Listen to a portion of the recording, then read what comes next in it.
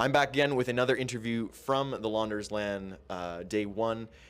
This time with the man himself, Launders. Thank you so much for the interview. Yeah, absolutely. Anytime, Parks. Anytime. Amazing. So we'll get into it. I have the first question here. I've been asking everybody. Yeah. It's that time of year. What is your New Year's CS resolution?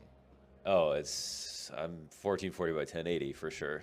Actually, sorry, I'm on an OLED 27-inch 1440. What is it actually? It's a 21. It's not the. Fuck. Sorry, I'm ruining the whole video already. I mean, you can also just tell me your goal for this year as a New Year's resolution, CS related. Oh. Not You are not the first person to have done this. It's okay. Oh, okay. Oh, okay. I thought when you said CS, okay. It is. I don't have a CS resolution. As a player, I think that's actually a great question. Fuck, that is such a. Sorry, I normally don't have any. Hey, listen, you're trouble fine. answering questions, and I can't even think of something funny to say. What's my New Year's CS resolution? I'm actually trying to think of something serious here. I think it's like as a commentator, I guess it's that I think like as a commentator in terms of like making content or like my product is that you do a lot of talking throughout the year, and so it's really hard to make sure that every sentence is good, every day you feel great. But to look back at some of the best casting and the best casters, you can go to almost any part of any minute of any cast and it sounds good. And so keeping up quality at all of the biggest events that I cast all year round, making sure that like I feel my best on the day and that I can look back in the VOD at any minute and be like, yeah, I was on it or I really tried. I want to be able to hear that I tried in every single sentence and never let like being tired or being sick or being like, casting a game I don't really enjoy that much. I never want to hear that in the VODs that I cast. So just making sure that like the average cast that I have is like the best that it possibly can be. Amazing. Yeah. Well, to follow up in that similar vein, then, DDK has been doing a series, and he actually did a video with you and Scrawny on why you guys sound so good. Yeah. I'm wondering, what do you think makes you as a duo so good, and what works so well between the two of you? I guess one thing that's interesting is that like me and Connor are pretty much best friends, but when we're not at events, we almost never talk to each other. And then when we're at events, we're always just like hanging out basically the entire time. And before we commentate, we go over lines together, we talk about stories, we align on what we're going to talk about for each game. And we always have so much like banter and so much stuff to talk about that's fresh because we never waste any material kind of like hanging out online in between events. So that's something interesting that works, not something we do on purpose, but I'd say that's something that helps us keep it fresh all the time and makes it so that we basically have never baggage, any baggage as friends coming in. We're always so excited to hang out with each other somehow, even without forcing each other to like forcing to keep space away from each other. Now, talking about events and everything like that, we have a busy schedule coming up in 2025. And I've been asking all the casters this. How are you working to make sure that you have that good balance between the work life and the casting side? How are you making sure that you stay balanced with all the events that could potentially be on the horizon?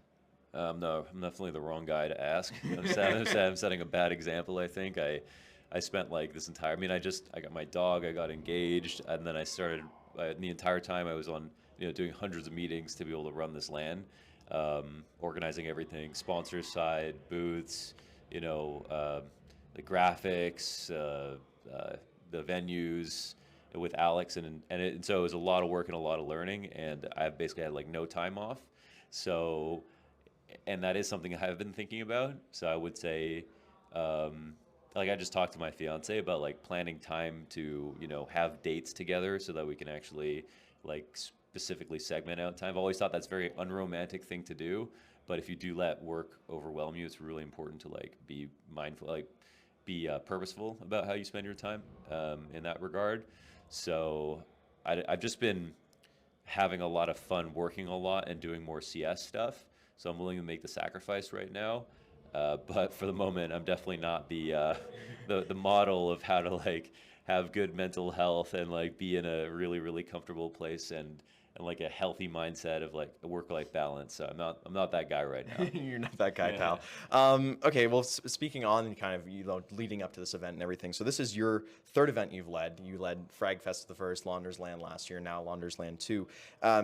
You've also done watch parties around the GTA. You did one, I believe, for IEM Cologne. Yeah. And you did a few others like that. How has your overall outlook on the CS scene in the Toronto area kind of improved?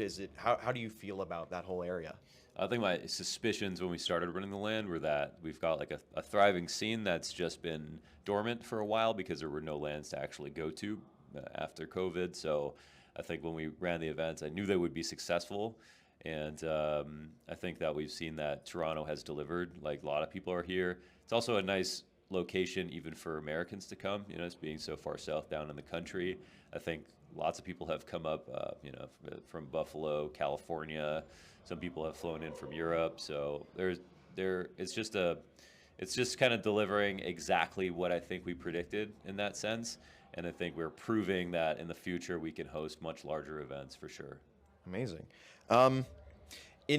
Speaking about international tournaments and everything like that, and bringing people from all over, in late 2024 you casted the GeoGuessr finals in Stockholm. That was a crazy event. I did end up watching a bit. That was pretty cool to see. As someone whose main career is in Counter-Strike, what was the experience of being at such a different game and being around such people that it's very individualistic versus something like Counter-Strike where you have 5 other people with you? Yeah, that's an interesting way to look at it. Sometimes you could look at Counter-Strike and say it's pretty individualistic game, but in GeoGuessr, I think the cool angle for me in thinking about that scene was that it's so new.